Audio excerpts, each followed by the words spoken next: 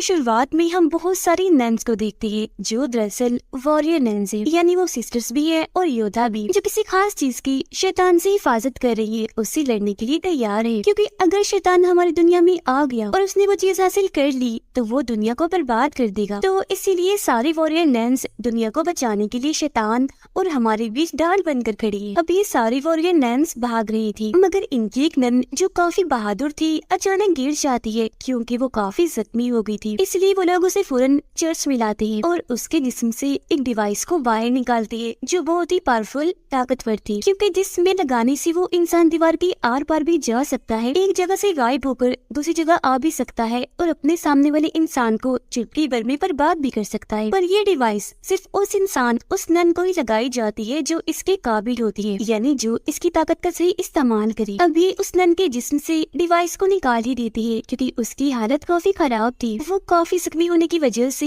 जल्द मरने वाली थी, पर उन्हें इस डिवाइस को बचाना है क्योंकि यही वो चीज है जिसे ये शैतान से बचाते आ रही है। वो लोग फिर डिवाइस को छुपाने के लिए एक लड़की की लाश में डाल देते हैं और हैरत जैसी डिवाइस उसके जिस्म में जाती है वो हिलने लगती है। अगले ही पल दोबारा से जिंदा हो गई थी। इस लड़की का नाम एवा था जो ऑर्फनेज में रहती थी, यानी अनाथ आश्रम में, जहाँ ऐसे बच्चों को रखा जाता है जिनका दुनिया में कोई नहीं होता क्योंकि उसके माँ बाप की मौत हो गई थी। मगर जब वो 19 साल की हुई तो उसका वहाँ से जाने का टाइम आ गया, पर वहाँ की एक सिस्टर ने उसे जाने नहीं दिया बल्कि एक इंजेक्शन लगाकर उसे जान से मार दिया था। वो जब ऑर्फनेज में थी तो चल नहीं सकती थी, पर अब डिवाइस उसके जिस्म में आने से वो चल भी पा रही थी, जिस वजह से वो काफी खुश थी। पर क्योंकि चर्च में खतरनाक लड़ाई चल रही थी इसीलिए वो यहाँ के माहौल से बाहर निकलती है। बाहर आने पर उसकी मुलाकात एक चोर से होती है जो एवा को अपने साथियों से मिलवाता है जो मिलकर छोटी मोटी चोरियां किया करते थे। यहाँ एवा को ख्याल आता है कि उस सिस्टर ने मुझे मारने की कोशिश की थी, जो हरकत वो और किसी बच्चे के साथ भी कर सकती है। इसीलिए वो बाकी बच्चों को बचाने के लिए दोबारा से ऑर्फनेज में जाती है। सिस्टर उस वक्त एक बच्चे को भी वो इंजेक्शन लगाकर मारने वाली थी, पर ठीक वक्त पर एवा वहाँ आकर उसे बचाने के लिए सिस्टर से लड़ने लगती है। अब इससे पहले कि सिस्टर उसे पलट कर मारती, वो गला घोटकर सिस्टर को जान से ही मार डालती है। अब चर्च के फादर को एवा के बारे में पता चल गया था, इसीलिए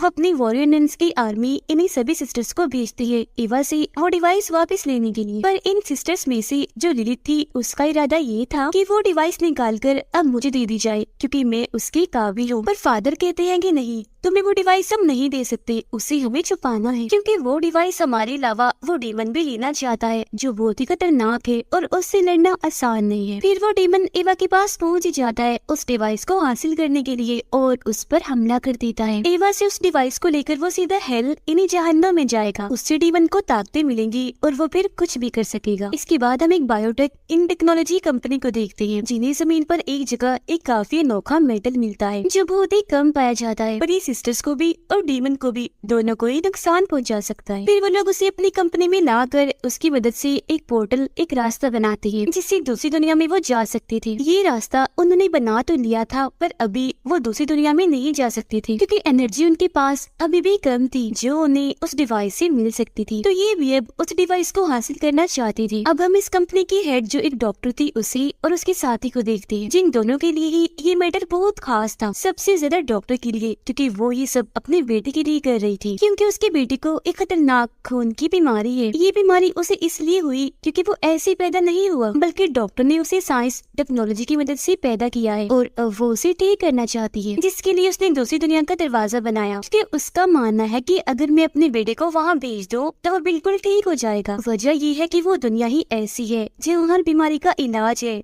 और वहाँ कोई भी नहीं मरता।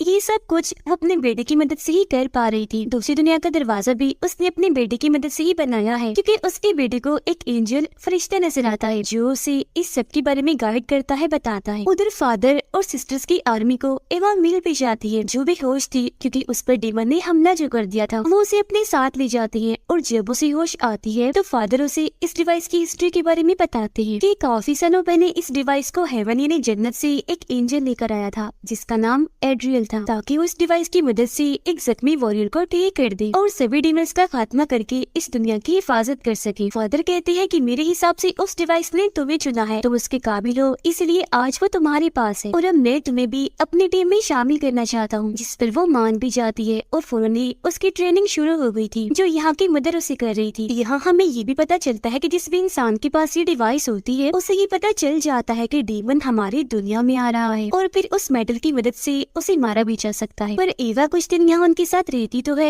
मगर यहाँ से जाने का फैसला करती है क्योंकि उसे यहाँ नहीं रहना बल्कि पूरी दुनिया घूमना है जो उसका सपना था। वो यहाँ से भागने के लिए अपने चोर साथी को बुला लेती है पर तभी यहाँ सिस्टर लिलिथ आकर उसे रोक देती है। इससे पहले कि वो एवा के अंदर से डिवाइस को निकालती यहाँ शूटर नन आ जाती है, यानी वो गन से शूट करने में माहिर थी मगर इस हड़बड़ी में वो डिवाइस ऑन हो जाती है, चल पड़ती है और ऐसा होते ही डीमन भी उसे हासिल करने के लिए आ जाता है। वो सबसे पहले सिस्टर लिलिथ पर हमला करता है और अब इससे पहले कि वो एवा को भी मारता वो सिस्टर की तलवार छीनकर डीमन की आर पार कर देती है जिससे वो जख्मी हो गया था और लिलिथ को अपने साथ लेकर यहाँ से गायब हो जाता है जिससे सबको ये लगता है कि लिलिथ की मौत हो गई होगी मगर वो मरी नहीं थी, अभी जिंदा थी। वापस वो जैसी तैसी चर्च आ तो गई थी लेकिन अब उसके अंदर एक अलग ही तरह की ताकत आ गई थी जिससे वो खुद भी अनजान थी। साथ ही एवा भी सही सलामत वापस आ गई थी जिसे सिस्टर एक खुफिया कमरे में लेकर जाती है जहाँ अलग अलग मेडल्स और एक डायरी थी जिसे सालों से वॉरियर नर्स लिखती आ रही थी। इस डायरी से एवा को पता चलता है कि उस एंजल यानी एड्रियन की मौत हो गई थी क्योंकि उसने अपनी ये डिवाइस वॉरियर नर्स को दे दी थी। उसे दफनाने के बाद जो भी एड्रियन की कब्र के पास जाकर बैठता था उसकी हर तकलीफ हर बीमारी ठीक हो जाया करती थी जिसके बाद सभी वॉरियर्स ने ये फैसला किया कि वो एड्रियन की लाश को एक जगह पर छुपाकर आसपास मोटी दीवार बना देंगे ताकि उसकी शक्तियाँ और किसी को ना मिल सके। इसीलिए हमने उसकी लाश को एक चर्च में कब्र बनाकर रख दिया ताकि उसकी शक्तियाँ वहाँ रहने वाले लोगों के काम आ सके। तो अब हमें एड्रियन के जिस्म का हिस्सा चाहिए, फिर चाहे वो हड्डियाँ ही क्यों ना हो, क्योंकि वो मिलने के बाद हम उन्हें खत्म कर देंगे और फिर डीमन भी यहाँ नहीं आ पाएगा क्योंकि हमारा मानना है कि उसकी शक्तियों की वजह से ही डीमन हमारी इस दुनिया में आ रहा है, वो भी एक पोर्टल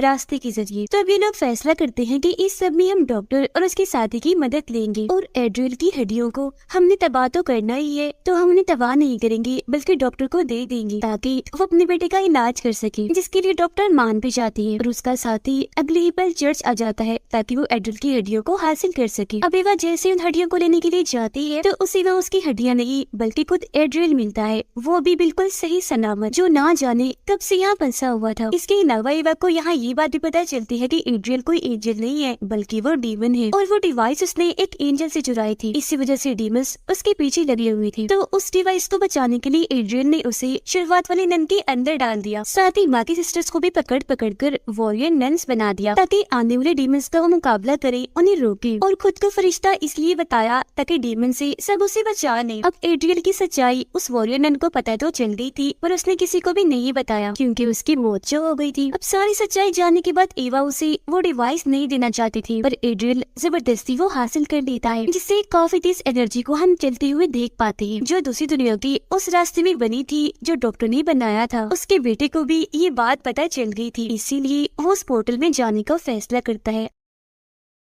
अब वो तो चला जाता है पर उसकी मॉम नहीं जा पाती क्योंकि उन्हें उनका साथी रोक लेता है। तब तक वो रास्ता भी बंद हो गया था। अब बाकी वॉरियर नन्स और फादर भी एवा को बचाने के लिए यहाँ आ गई थी क्योंकि इन सब ने भी उस एनर्जी को महसूस कर लिया था और आखिरकार उसे बचाकर वो बाहर ले आते हैं। फिर जब एवा उन्हें एड्रियल की सच्चाई बताती है तो वो यकीन तो कर लेती है, साथ ही ये बात भी सामने आती है कि इतने वक्त से और कोई नहीं बल्कि फादर ही एड्रियल को जगाने की कोशिश कर रही थी, जो सुनकर सारी सिस्टर्स को काफी गुस्सा आता है। और अब क्योंकि एड्रियल जाग गया था तो वो अपने डीमन आर्मी को कंट्रोल में करके सिस्टर्स पर हमला करवा देता है जिससे एक सिस्टर वहाँ से गायब हो गई थी। इसके बाद हम 2 महीने बाद का वक्त देखते हैं जहाँ एड्रियल के हमले के बाद एवा दूसरे शहर में आकर छुपी होती है, वो भी उस सिस्टर के साथ जो गायब हो गई थी और अब ये दोनों एक ही बार में काम कर रही थी। एवा ने यहाँ काफी लोगों से दोस्ती भी कर ली थी और सबसे ज्यादा जिससे उसकी बनती थी वो एक लड़का था जो उसे अपने ग्रुप में शामिल होने का कहता है, जिस ग्रुप का काम ये था कि वो एड्रियल को रोकेंगे, उसका मुकाबला करेंगे और दुनिया की हिफाजत करेंगे। ये जानते ही एवा टाइम बर्बाद बात ना करते हुए फौरन उसके ग्रुप में शामिल हो जाती है। पर सिस्टर जो एवा की दोस्त थी, जिसके साथ वो रह रही थी, उसे कुछ भी ठीक नहीं लगता। इसीलिए वो एवा को इन चीजों से दूर रहने के लिए कहती है और ये भी कि तुम्हें अपनी शक्तियाँ ताकतें एड्रिल के खिलाफ इस्तेमाल करनी है, तो इनकी हिफाजत करो। इसके बाद बताया जाता है कि उन सारे वॉरियर नन्स को एड्रिल के लोगों ने मार दिया था, वो भी काफी बेरहमी से। बस मदर और सीनियर सिस्टर ही जिंदा बचे थे, क्योंकि जब ये सारा हादसा हुआ तो ये दोनों वहाँ नहीं थी, बल्कि ये मदर की एक खुफिया जगह पर छुपी हुई थी। अब इन दोनों को एक जगह से सिग्नल मिलता है वहाँ आने का, जिस बात से वो खुश हो जाती है, क्योंकि उन्हें लग रहा था कि जरूर ये सिग्नल वहाँ की सिस्टर ने दिया होगा, इसीलिए फौरन वहाँ चली जाती है। पर यहाँ आके पता चलता है कि यहाँ की भी सारी सिस्टर्स को मार दिया गया है। पर वो ये सोच रही थी कि अगर सारी सिस्टर्स मारी गई हैं, तो हमें सिग्नल किसने भेजा था। इस बारे में वो खोज कर ही रही थी कि तभी उनकी मुलाकात एक औरत से होती है जो एक स्टूडेंट थी और सिस्टर बन रही थी। साथ ही वो बताती है कि मैं यहाँ एक मकसद के लिए आई, पर वो बात राज है जो मैं किसी को भी नहीं बताऊंगी सिवाय वॉरियर नन्स के, क्योंकि इस चीज की मैंने कसम खाई है। उधर एड्रियल डॉक्टर की साथी को अपने साथ शामिल कर लेता है, जिससे अब वो गॉड का नहीं बल्कि एड्रियल का मानने वाला बन गया था, जो एक डीमन है। जबकि डॉक्टर तो अपनी सारी मेहनत उस पोर्टल को ही खोलने में लगा रही है, जिसमें कुछ हद तक उसे कामयाबी भी मिल चुकी थी। अब डॉक्टर से मिलने सिस्टर लिलित आती है, क्योंकि वो उसे अपना जिस्म चेक करवाना चाहती थी, जो धीरे धीरे बदल रहा था। उसकी जिल्द पर एक अजीब सी नई जिल्द आ रही थी, जिसे डॉक्टर भी समझ नहीं पाती, इसीलिए वो उस पर अपना एक्सपेरिमेंट तजुर्बा करने लगती है। वो पोर्टल के जरिए लिलित को अंदर तो भेजती है, पर पोर्टल उसे वापस गिरा देता है। पर यहाँ उस जिल्द पर एक तस्वीर बनी हुई थी, जिसे समझने के लिए डॉक्टर उसे अपने कंप्यूटर में डालती है, जिसमें एक औरत का चेहरा बना हुआ था, पर ये कौन थी डॉक्टर नहीं समझ पाती। अब लिलित को लगने लगता है कि ये डॉक्टर मेरी मदद नहीं कर पाएगी, तो अब मदद के लिए वो जाती है एड्रियल के पास, जो उसकी मदद तो नहीं करता पर उसे अपने कंट्रोल में कर लेता है, ताकि लिलित मेरी तरफ ही रहे। जो चीज काम कर भी जाती है, क्योंकि लिलित उसकी तरफ हो गई थी। इसके अलावा वो उसे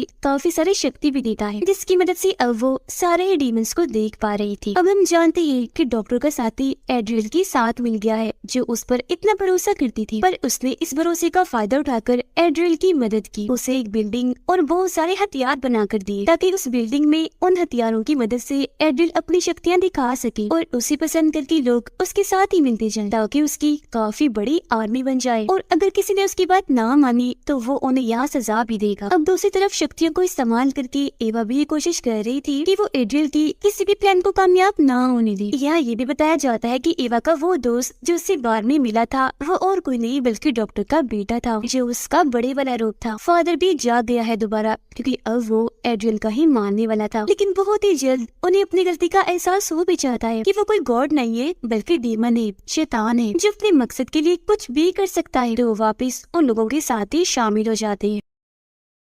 यहाँ एवा एक खास किस्म की चीज के जरिए दूसरी दुनिया में जाती है, ताकि वहाँ से एड्रियल की कोई बड़ी कमजोरी ला सके, जिसमें वो कामयाब भी हो जाती है। ये वहाँ पहुँचकर उस कमजोरी के जरिए एड्रियल को हरा देती है। काफी बुरी तरह से उसका काफी बहादुरी से उन्होंने सामना किया था, पर इस लड़ाई में बहुत सारे लोग जख्मी हो गए थे और 2 लोग मारे भी गए थे, जिनमें एक सिस्टर थी और एक एवा का दोस्त डॉक्टर का बेटा था। उनके अलावा एड्रियल से लड़ते लड़ते एवा खुद भी काफी जख्मी हो गई थी, जो अपनी सिस्टर दोस्त की गोद में थी, वो मरने वाली थी। तब उसकी हालत देखकर लिलित कहती है कि हमें इसे दूसरी दुनिया में भेज देना चाहिए, वहाँ ये ठीक हो जाएगी। अब ये फैसला उसकी सिस्टर दोस्त के लिए था तो काफी मुश्किल, पर एवा को बचाने के लिए वो उसे दूसरी दुनिया में भेज देती है। अब ये लोग जंग जीत तो गए थे, पर अभी इन्हें एड्रियल का खात्मा भी करना था, जिस बारे में वो लड़की इन्हें सब बताती है कि एड्रियल का खात्मा कैसे किया जा सकता है। जो बात वो राज थी जिस बारे में वो कह रही थी कि मैं सिर्फ इसे वॉरियर नन्स को ही बताऊंगी, जिसकी मैंने कसम खाई थी, और वो राज एड्रियल के खात्मे की थी असल में, जो अब वॉरियर नन्स के काम आने वाली थी, जिसमें वो बताती है कि उसे मारने के लिए हमें जीसस का ताज चाहिए, जिसे पे हासिल करने में वो कामयाब भी हो जाती है। पर बहुत जल्द एवा को पता चलता है कि एड्रियल को मारने का तरीका ये ताज नहीं है बल्कि कुछ और ही है। साथ ही उसका मकसद उस बायो कंपनी की मदद से दुनिया में एक ऐसी बीमारी फैलाना है, जिसे ठीक करने के लिए सबको उसकी तरफ आना ही पड़ता, क्योंकि उसके पास ही सिर्फ इस बीमारी का इलाज है। पर हकीकत तो ये थी कि वो कोई इलाज नहीं करता था, बल्कि वो डीमंस के जरिए उन सभी लोगों को डीमंस बना रहा था अपनी एक काफी बड़ी आर्मी खड़ी करने के लिए, और इस चीज में उसे काफी हद तक कामयाबी मिल भी गई थी। उसने बहुत सारे लोगों को अपनी आर्मी में शामिल कर लिया था। सिर्फ इतना ही नहीं बल्कि वो लोग जो जो दुआएं करती थी उनकी एनर्जी को भी वो अपने मकसद के लिए इस्तेमाल करता था। इसके अलावा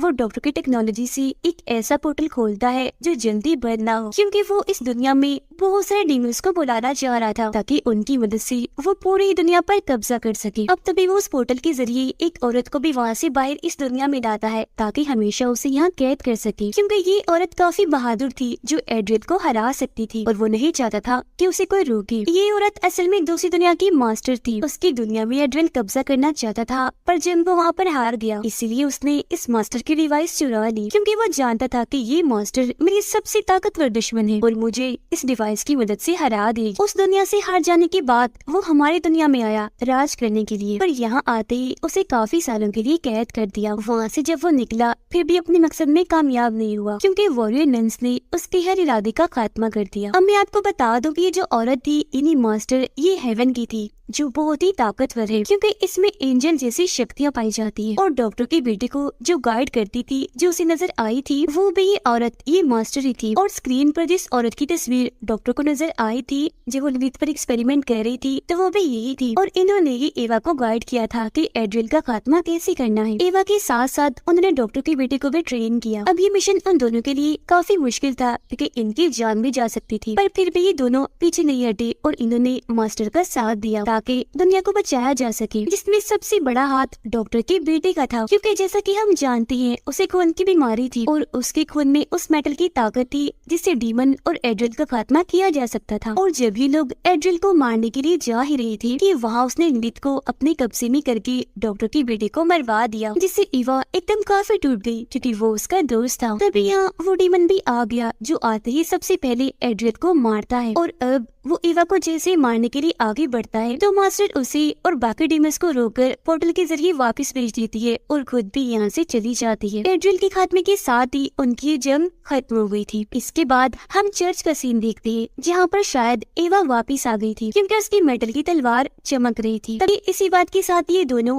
पहला और दूसरा सीजन इधर ही खत्म हो जाता है।